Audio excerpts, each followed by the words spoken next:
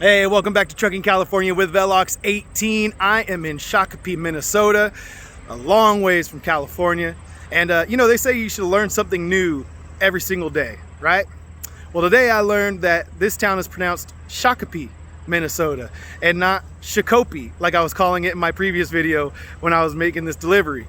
But nevertheless, we're here in Shakopee and we're empty. And we got to go pick up our next load. We got a load, and it took me a good little while to find this load because I was looking all over the weekend. So I'm gonna take you guys through. I'm gonna try and edit this out a little bit to show you guys kind of the process of how I ended up with this load and how long it takes to get a load. Because sometimes it just, you gotta kind of grind on the load boards to find loads as an owner operator. So I'm gonna try and edit that up, show you guys how we got to this point, and before we do that, we got to roll the music and get in the truck. Let's go. Roll the music.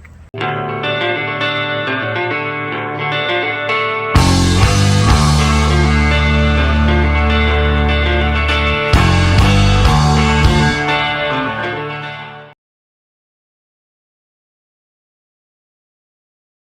right, so it always messes me up when I try to start my next video before I finish the previous one, but we're gonna try this out. All right, we're gonna try this out. I just want to show you guys what I'm looking at on the load boards, and we'll kind of try and go from there because I'm looking for my load back. I had a load, it got canceled. That's a whole other story. I told that story in one of the other previous videos, so I won't go back through it again. But basically, I had a load, it got canceled. Now I'm looking for a load. All right, that's all you need to know. You're on a need to know basis, and that's all you need to know. So I'm gonna be looking, and I've been looking for the last hour and a half, 2 hours, and it's Saturday afternoon. Everyone's home, no one's in the offices. So my strategy is just to focus on emails right now. So let me show you guys what I'm doing. How about we hop in the truck?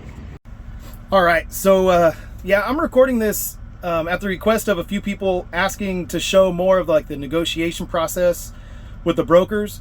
And I'll just be honest, it's really hard to capture it all because sometimes I have to make 10, 20, 30 phone calls or reach out to 20 different loads, brokers on different loads before I get find the one that I'm going to actually haul. And so to record every interaction with every broker in the hopes that that's going to be the one that I get, and it's not always like that. I mean, sometimes it's like your second phone call or your third phone call, but nevertheless it can take a while to get a load sometimes. So I just want to show you guys though what it's looking like for Monday. There's 86 exact loads within 350 miles of Shakopee, Minnesota, delivering to within 400 miles of Bakersfield. That pickup between 9:27 and 9:28. So that's Monday and Tuesday. So there's only 86 loads. So I've called on a bunch of these. A lot of them are multi-drop loads. Some of the ones that are a little less are not multi-drop loads, but I'm holding out for a little bit more money. There are some loads like that are kind of interesting down here that aren't in that don't fall within my my categories or my search criteria. Like this one here for Swift, they're offering 5,500, so that's on the top end of what you can get coming out of Minnesota going to NorCal, but it picks up on Sunday. So my thought is, if they can push that to Monday, I can make, because I already looked at their load board, I can make their appointment in Stockton no problem if I picked it up Monday instead of Sunday. So, I just give them a call or an email and say, hey, can we move this pickup? Push the pickup to Monday, and then we'll get it there. My guess is if they already have this much money on it, that they probably can't push it anymore. They probably already have pushed it, waiting for someone to take it for cheap. And now they're having to put money on it because whatever. But you don't know until you know. And so you just got to reach out to all these brokers and just put lines in the water. That's all you're doing, is putting lines in the water. Same thing with this one. Like this one has a good, it's on 927, but it's 433 miles away from where I'm delivering. So if I got, in and out of my delivery, I'd still wouldn't be to Lincoln, Nebraska until 5, 6 p.m., 7 p.m., something like that. So it would need like a late night PM pickup, but maybe that's an option. I don't know. It doesn't say anything over here, on the information. So you just reach out to them and you find out. So you just got to call on all of the loads that you think might work, because brokers, they purposely withhold information from you because they want you to call so they can try and sell you on it. So they're going to tell you why you can you can make it work, why you should be able just to work something out to make it happen. So anyway, so you just got to call on a ton of different loads. So I've emailed on a bunch of these, and we'll see what happens. I'll keep you guys updated on what load we actually get. That'll probably be what's next in the video. I'll tell you guys what load we got and how I got it and where we got it from, if it was off the DAT load board or one of the broker apps or what we did. So interesting way to start this video, just staring at a computer screen, huh? All right, so it's Monday morning, and this is what being an owner-op on your own authority looks like. I'm sitting here in a hotel room. I mean, most guys don't get hotel rooms, let's be honest. But I got the hotel room so I could go live last night, use their internet, all that good stuff. But I'm waking up first thing in the morning, and I'm trying to figure out what load I'm going to get today, because I don't know. I still don't know what load I'm going to do. So CR England calling me back. They want to put me back on this load. Decline that phone call. Not interested in their load going to Denver. Anyway, so there's a lot of loads out here that are multi-drop loads I'm finding. So this is getting interesting. But there are some loads. They're just they want to pay a lot less without that second drop on there. So we'll see what we can come up with for today. But this is the glamorous life right here. I'm just searching the load boards.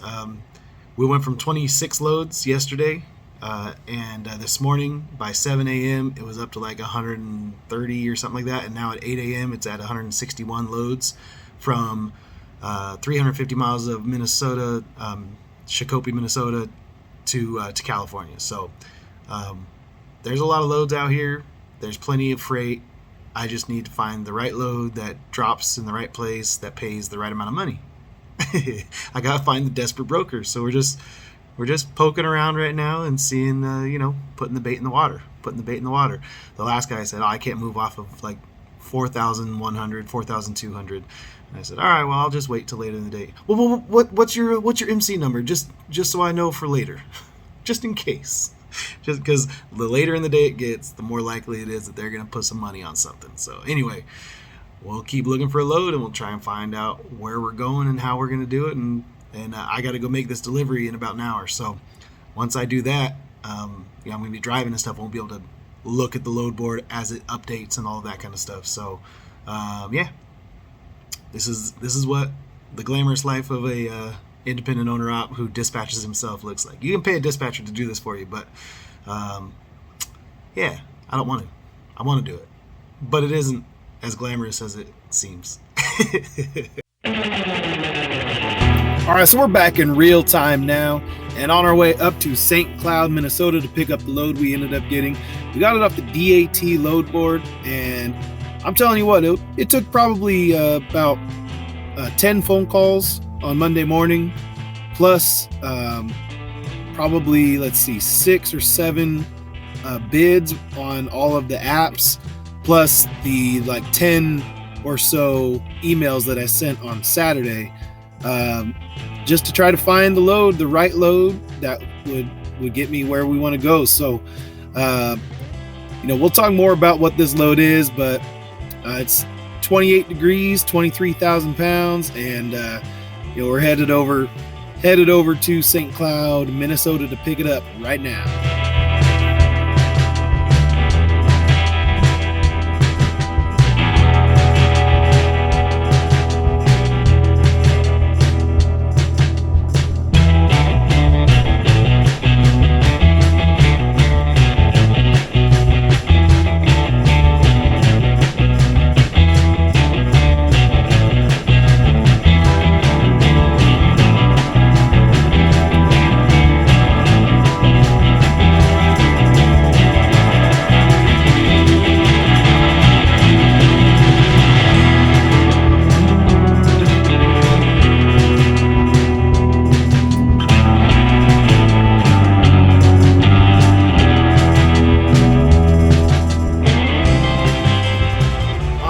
got over here to St. Cloud, Minnesota to make our pickup. And yeah, so it took me a while to get this load, but you know, I was able to just call them, get the load. I mean, I offered him what I wanted. They came back. He said, let me just send him an offer. And he's like, yeah, he said we're gonna stick on this 4,700. And I had a moment, a decision to make. Do I keep waiting till later in the afternoon and wait for, you know, another load to get bumped up? Or do I just take this load because it picks up today, it delivers Friday morning in Stockton, it's got everything I want. It takes me directly home, picks up today, I'll have plenty of time to get home, spend some time with my family, and then make the delivery. So I just decided, you know what, that 300 bucks that I'm holding out for isn't worth it. And this is a 23,000 pound load. So I was like, man, instead of waiting for a 43,000 pound load that, you know, has weird pickup times or something like that, I'm just gonna take this one for 300 bucks less than what I wanted. So I made that decision, and now we're here, and I think it's gonna take a while. He told me, he goes, there's only 2 pallets sitting there on the dock. He showed me, he goes, there's only 2 pallets sitting there at your door. They put me in door 8, and he goes, yeah, there's only 2 pallets sitting there, so probably be a while. And I was like, all right, just let me know. So anyway, 26 degrees, and taking it back to Stockton. So I'm gonna go back and edit up video and do all that fun stuff that you guys like that I do, but you guys don't get to see any of that because that's like behind the scenes. That's like the definition of behind the scenes. So yeah, you guys are just gonna have to wait till this video comes out and you'll know what the heck I was doing in there. All right, I'll talk to you guys when we get loaded, when we get on the road. Holy Toledo, it took almost 5 hours to get loaded. Almost 5 hours, about 4 hours and 45 minutes. So yeah, this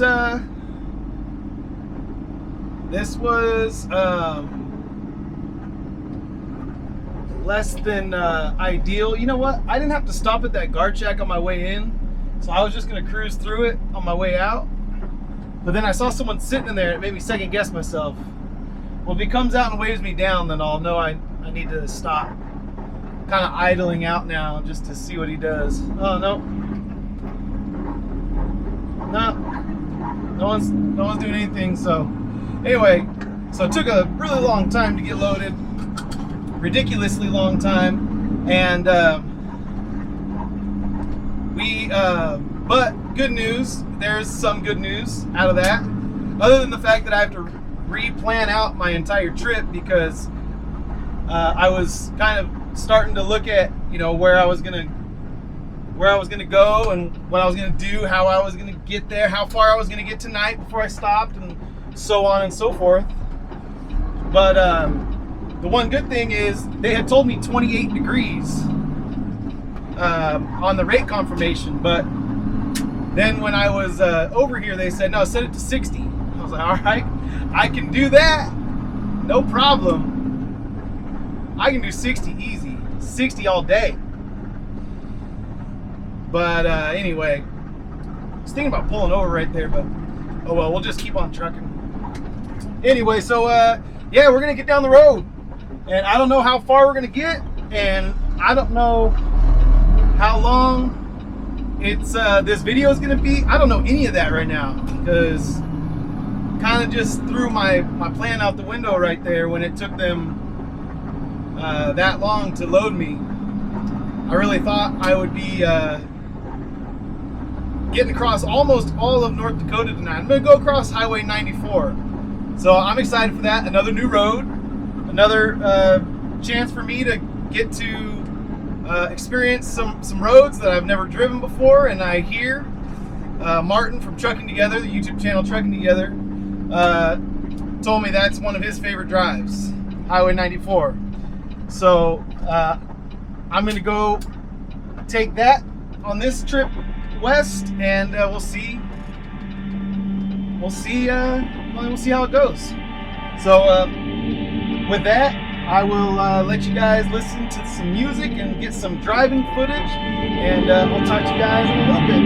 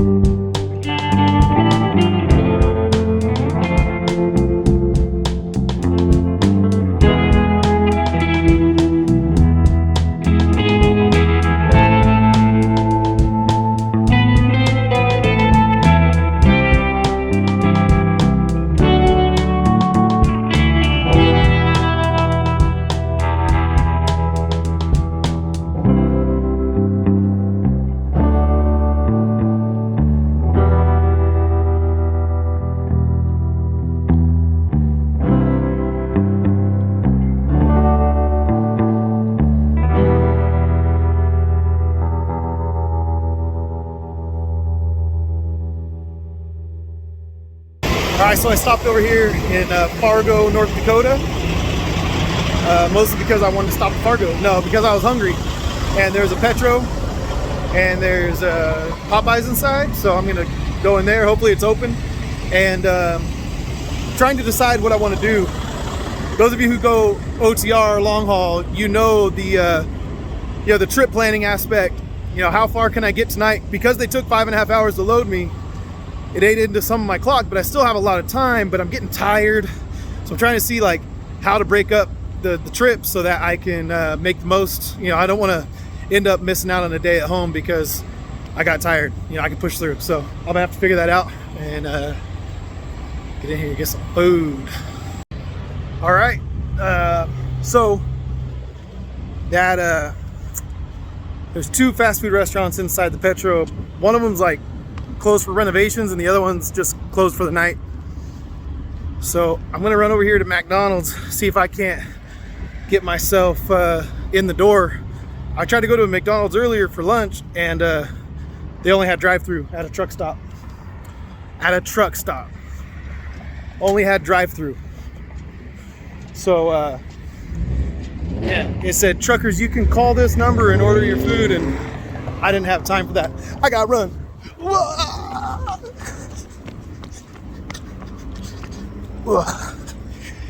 See what you make me do, Petro, by having everything closed. I almost got hit by a car. Not really.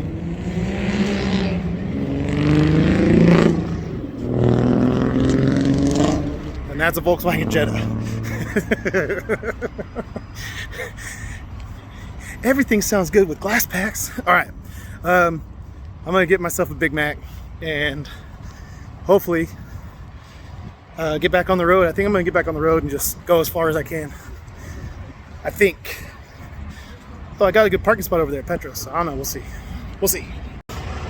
All right, so where did I leave off with you guys? I was running across the street to get McDonald's. So McDonald's was open, dining room was open. Was able to get in there, get some dinner. And I decided to keep driving. And I was trying to do the math on to see how far I could get. And if I could get far enough, could I finish, could I get home by Wednesday night? Do 11 hours of driving, 11 hours of driving. And even if I pulled over on the side of the road as my 11 hours was expiring each day, I wouldn't quite make it. And I'd have to do some crazy stuff or PC home. And I just, and that's just to get home Wednesday night late. By the time I figured out like the timing of how it would be, I'd be getting home Wednesday night at like midnight in time to go home and go to sleep. But like, I could probably get home Thursday midday if I just stop now. So I'm stopped just short of Bismarck, North Dakota. I'm not going through South Dakota, I'm going through North Dakota. But anyway, so that. It took me a while to come to that plan because I really wanted to just try to push through and super trucker it all the way, 2,000 miles in 3 days. But I didn't quite have, to get from Minneapolis up to St. Cloud and then up along the 94 and then drop back down. It was just going to be a little bit too much mileage for what it was worth and for the timing I had. And it really isn't gonna hurt me that much to get home Thursday midday instead of late Wednesday night. So that's just how we're gonna roll it. I'm gonna get in here, get some sleep, and I'll check with you guys in the morning. It's possible that I might cut this video right here. I don't know. I have to go back and look at how much footage I have from today and see if I got enough for a video or if we're gonna keep going. So you might see a to be continued on the screen after this, or you might just wake up with me in the morning right here, right by Bismarck, North Dakota. It just depends. It just depends. You never know. I don't even know. All right, see you guys in the morning.